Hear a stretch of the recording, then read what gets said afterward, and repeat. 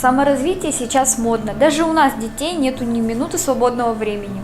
Это точно. Все стремятся к успеху и достижениям, посещают разные мастер-классы, курсы повышения квалификации, бизнес-тренинги и другое. Мы с Машей тоже задумались, каково это быть одновременно в 30 областях успешным.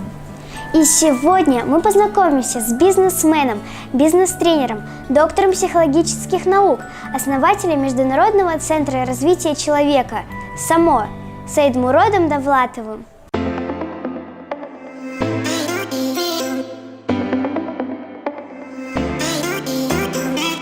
Саидмурод Давлатов родился в Таджикистане. Являясь 10-м ребенком в семье, он понимал, что в большой семье должны трудиться все. После окончания средней школы молодой человек поступил сразу в 3 вуза, но из-за тяжелого материального положения ему пришлось бросить обучение. Давлатов уехал в Москву на заработки, где работал грузчиком в магазине и администратором на рынке. Но к 27 годам обрел финансовую независимость, преуспел как бизнесмен в сфере недвижимости и сумел инвестировать в несколько успешных проектов. Он учился у признанных гуру финансовой сферы, сначала у Бода Шефира и Мирзакарима Нарбекова, затем у Стивена Кови, Брайана Трейси и Смильян Мори. Саидмурод успешен в 30 областях бизнеса. Его авторские тренинги по личностному росту, укреплению здоровья и ликвидационной и финансовой безграмотности проходили в 130 городах стран СНГ. Саидмурод Давлатов создал свой стиль в тренинговой индустрии, соединив знания психологии, духовных принципов, здоровья и бизнеса. Также Саидмурод счастливый семьянин, композитор и певец. Сколько вы написали уже книг? Я написал 22 книги. Из них 14 в руках людей. Остальные я работаю. Обычно как пишу книги? Я некоторые книги пишу десятилетия. То есть по чуть-чуть собираю информацию годами.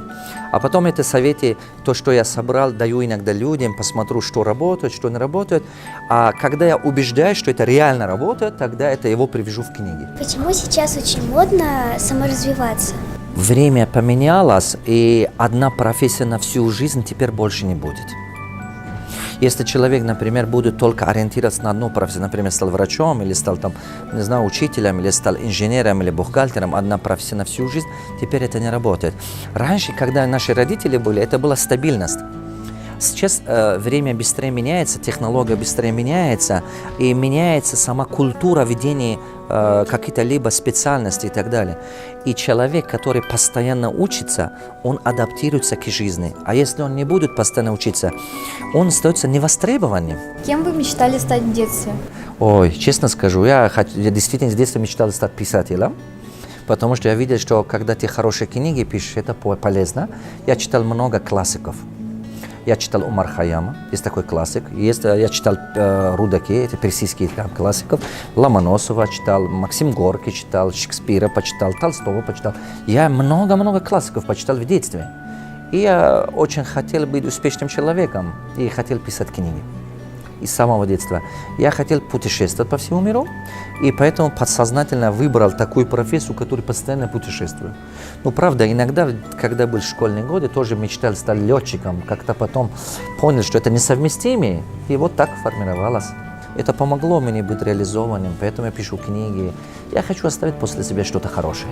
Нам с Лизой по 12 лет. Куда вы нам посоветуете пойти, чтобы в будущем стать успешными бизнес-леди? Я бы рекомендовал вам, чтобы вы посмотрели в школе, поскольку вы учитесь в школе, посмотрите, какой предмет вам легко удается. Что значит хорошо удается? Это означает, что ты себя не заставляешь. Выбери первый, посмотри, какой предмет легко удается, а потом посмотри на это направление, как жизнь построить. Например, если тебе хорошо удаются языки, ты можешь стать диктором телевидения, ты можешь стать журналистом, ты можешь переводчиком стать, ты можешь, понимаешь, очень много направлений. А если ты хочешь бизнесом потом заниматься, займи бизнес в этом сфере.